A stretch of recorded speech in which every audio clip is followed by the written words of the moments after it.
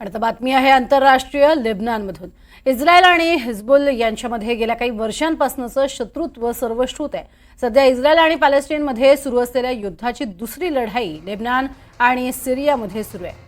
आज हिजबुल्लाच्या सैनिकांचे pager hack करून एकाच वेळेला स्फोट घडवून आणलाय।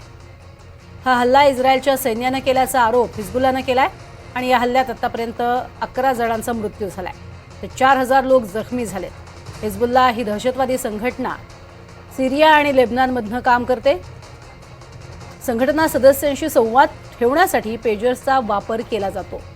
सगळ्या सदस्यांचे पेजर काही तासांपूर्वीच अपडेट करण्यात आले होते। मंगळवारी सकाळीच एका वेळी सगळे पेजर फुटले आणि त्यात 4000 लोक जखमी झालेत, 11 जणांचा जीव गेलाय। अधिक माहिती या संदर्भात आपण घेणार आहोत, कारण अशा पद्धतीनं स्फोट होणं आणि ही युक्ती लढवणं हा नेमका काय प्रकार आहे हे आपल्याला जाणून घ्यायचं आहे। आंतरराष्ट्रीय सायबर सुरक्षा तज्ञ प्रशांत माळी आपल्या सोबत आहेत। प्रशांत सर, स्वागत आहे आपलं एनडीटीव्ही मराठीमध्ये। मुळात ज्या पद्धतीनं हा हल्ला झालेला आहे आणि पेजर एकाच वेळेला सगळेच्या सगळे ज्याचे स्फोट घडवून आणलेले आहेत, हे कशा पद्धतीनं केलं गेलेलं आहे? काय इस्रायलने नेमकी ट्रिक वापरली आहे? हिजबुल्लाचा जो आधी बेरूटमध्ये त्यांचा जो महत्वाचा चीफ ऑफ स्टाफ होता, त्याच्या फोनला ट्रॅक करून त्याच्यावर ड्रोन पाठवून त्याची हत्या करण्यात आली होती। म्हणून हिजबुल्लाने एक बीपर घेतला होता, जो त्यांनी तैवानीज कंपनीकडनं विकत घेतला होता। त्याच्यामध्ये त्यांना कोणालाही ट्रॅक करता नाही यायचं, ड्रोनला ट्रॅक नाही करता यायचं त्याला। तर ह्या बीपर मध्ये असं प्राथमिक अंदाज आहे की एक PTN नावाचा एक केमिकल आहे जे एक्सप्लोजिव्ह आहे आणि ते 10 ते 20 ग्रॅम प्रत्येक पेजर ह्या बीपर मध्ये बसवलं होतं। आणि मग त्याला रिमोटली ऍक्टिव्हेट करून त्याच्यात असलेली जी अल्कलाईन बॅटरी आहे त्याला गरम करण्यात आली, हीटअप करण्यात आली एकत्र एकाच कमांड देऊन। आणि त्या गरमीमुळे ह्या स्फोटकाचा स्फोट झाला आणि ते जो पेजर आहे, बीपर आहे, तो प्रत्येकाच्या खिशात जिथे जिथे बॉडीच्या भागावर लावला होता तिथे तो फुटला आणि ऑलमोस्ट 5000 पेजर ह्यांनी त्या तैवानच्या कंपनीकडनं घेतले होते। पण ह्याला मध्येच या इस्रायलच्या मोसादने इंटरसेप्ट करून त्याच्यामध्ये बदल करण्यात आला असा संशय पण आहे। तर हा एक सायबर कायनेटिक वॉरचा प्रकार आहे, सायबर कायनेटिक हमल्याचा प्रकार आहे। कारण रिमोटली त्याला ऍक्टिव्हेट करण्यात आलं, कायनेटिक म्हणजे पेजरला बॉम्ब बनवण्यात आलं होतं आणि तसे एवढ्या जणांची म्हणजे दुखापत करण्यात आली। नक्कीच। म्हणजे प्रशांतजी, एक प्रकारे पेजर बॉम्बच तयार केले होते म्हणूयात आणि त्याचा स्फोट घडवून आणण्यात आलेला होता, ज्याचा फटका एवढा मोठ्या प्रमाणात बसलाय। मात्र ही जी ट्रिक वापरली गेलेली आहे, मोसादनं ही ट्रिक जी वापरलेली आहे, यापूर्वी अशा स्वरूपाच्या ट्रिकचा वापर झालेला होता का समोरच्या शत्रूला नामोहरम करण्यासाठी?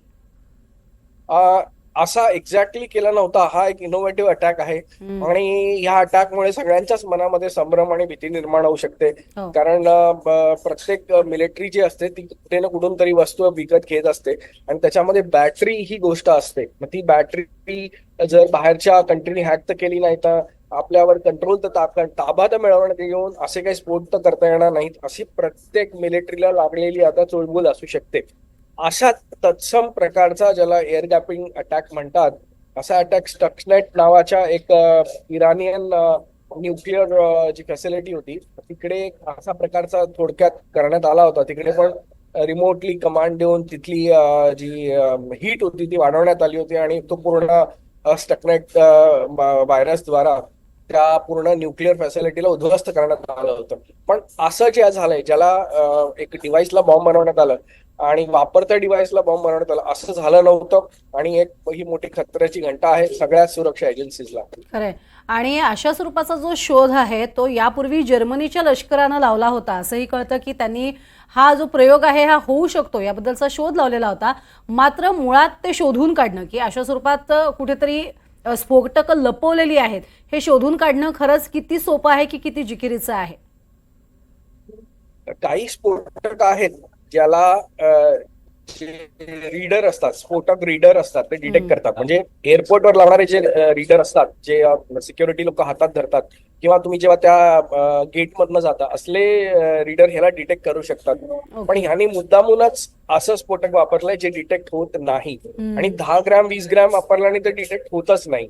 तर हा मोठा खतरा आहे की नॉन डिटेक्ट करून कुठल्याही डिव्हाइसला बॉम्ब म्हणून वापरणे आणि त्यांनी स्फोट घडवून आणणे आणि इतका त्यांचं मोरॅल डाऊन करणे, हो. हा जो प्रकार झालेला आहे हा पूर्णपणे नवीन आहे. अगदी. मात्र प्रशांतजी, सगळ्यात महत्त्वाचं, मोसादनं वापरलेली ही जी काही ट्रिक आहे, त्याचा धोका इतर राष्ट्रांना सुद्धा असू शकतो. त्या संदर्भात आंतरराष्ट्रीय पातळीवरती, कारण कितीही विद्वान जरी असले तरी त्या विद्वत्तेचा वापर नेमका कुठे आणि कशा पद्धतीने करायचा यावर सुद्धा काही बंधनं असणं गरजेचं आहे. या संदर्भात थोडंसं सांगाल? हा काय झालाय की असं होऊ शकतं. हे प्रत्येक मिलिटरीला जगामध्ये माहित आहे की रिमोटली कुठचाही डिव्हाइस ऍक्सेस करून त्याला बॉम्ब बनवलं जाऊ शकतं. पण आतापर्यंत अशी कुठली मिलिटरी डॉक्टरीन मध्ये असं काही आलं नव्हतं की असं होऊ शकतं म्हणून. आता त्या मिलिटरी डॉक्टरीन मध्ये ह्याचा समावेश केला जाईल आणि प्रत्येक डिफेन्स फोर्सेस जी आहेत ती ह्याची चाचपणी करतील. जे काही, कारण भारत देश सुद्धा भरपूर डिव्हायसेस जे आहेत ते परराष्ट्राकडनं मागवत असतो. हो. तर असे जे येणारे डिव्हाइसेस आहेत त्याची टेस्टिंग लॅब्स आहेत, त्या टेस्टिंग लॅब्स आता प्रत्येक डिव्हाइसच्या लेवलला ह्याची टेस्टिंग करतील असा मला विश्वास आहे. अगदी. मात्र हिजबुल्लाच्या हे मुळीच लक्षात आलं नाही की इतक्या मोठ्या प्रमाणात, म्हणजे जवळपास 4,000 पेक्षा जास्त पेजरमध्ये अशा पद्धतीनं स्फोटकं ठेवलेली आहेत. मुळात ते कमी पडले की ही स्फोटकच अशा पद्धतीची होती ज्यामुळे त्यांच्या लक्षात येऊ शकलं नाही?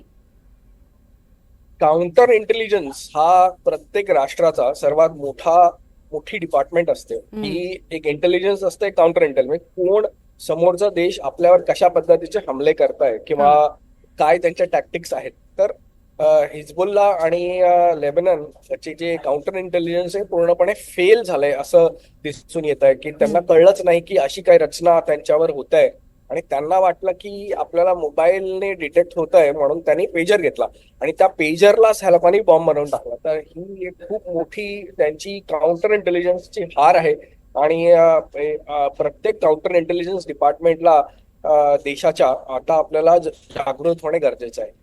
अगदी. आणि सगळ्याच देशांनी जागरूक होणं खूप खूप गरजेचं आहे. तुर्तास धन्यवाद या संपूर्ण सविस्तर माहितीसाठी प्रशांत माळीजी. एक मोठा धोका आहे, सायबर विश्वातला हा एक मोठा धोका आहे आणि प्रत्येक देशानं त्यासाठी सांभाळून राहणं तितकंच गरजेचं असणार आहे.